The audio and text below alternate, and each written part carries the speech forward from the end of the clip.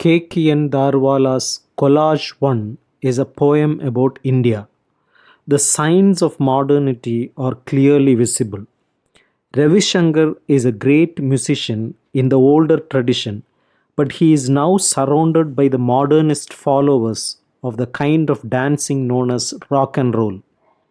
The traditional forms of spiritual meditation may not have yet been discarded completely, but the disciples of Maharishi Magesh, the founder of transcendental meditation, are growing in numbers.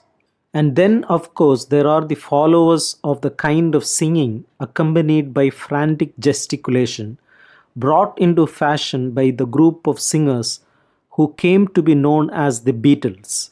However, all these so called modernists do not represent any real advance in the field of dancing and music. On the contrary, these idiots can learn a lot from tradition.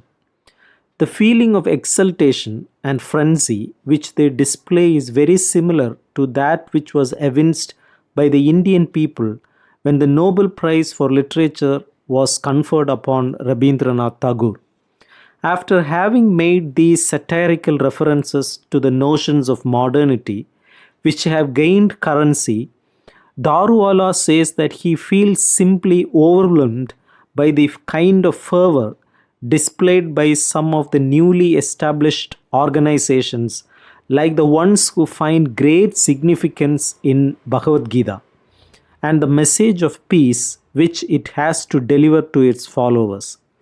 He feels much impressed also by the new cult of the Westerners who have started wearing the Indian garment known as the dhoti and who spend much time in producing the loud sounds which are caused by the clashing of cymbals and invoking the sacred name of the cow and the sacred name of Krishna.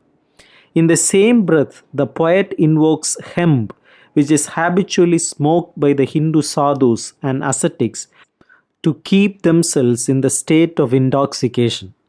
The poet goes on to say, in the same satirical vein, that the Indians have undoubtedly achieved a good deal during this phase of their development.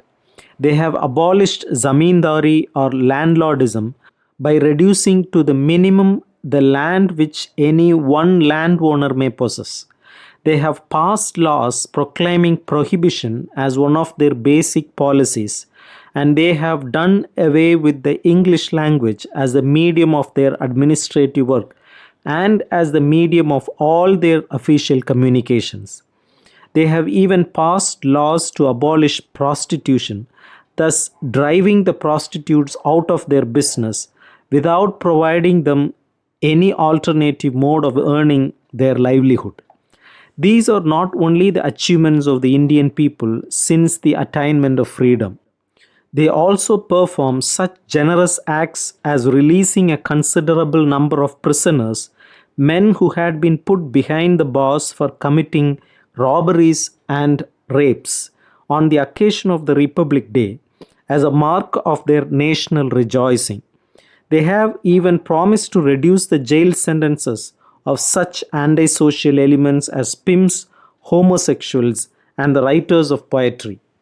A move has been made towards the establishment of electric crematoriums where unclaimed dead bodies can be cremated.